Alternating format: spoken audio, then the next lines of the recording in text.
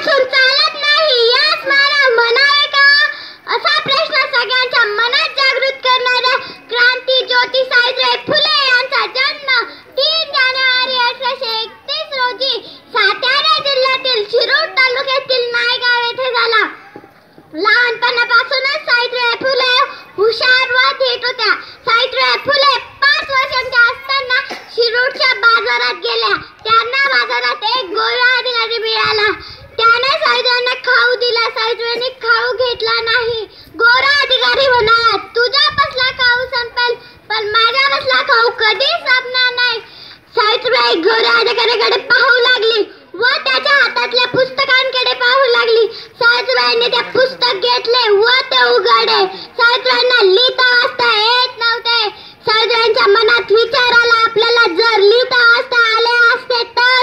सावित्रीबाईंचे डोळे पाणावले.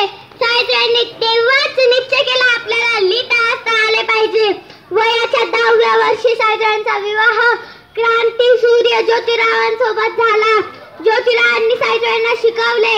1848 रोजी ज्योतिरावांनी भिडेवाड्यात मुलींची पहिली शाळा सुरू केली. त्या शाळेच्या पहिल्या स्त्री शिक्षिका सावित्रीबाई फुले झाल्या. त्या काळात सावित्रीबाईंना अनेक त्रास सहन करावा लागला, परंतु सावित्रीबाईंचं हृदय थकला नाही. सावित्रीबाईंनी आपल्या पतीसोबत अनेक शुभ कार्य केले. आज मी उभी आहे केवळ त्यांच्याच मुळे. असे बोलून मी माझे 2 शब्द संपविते. जय हिंद.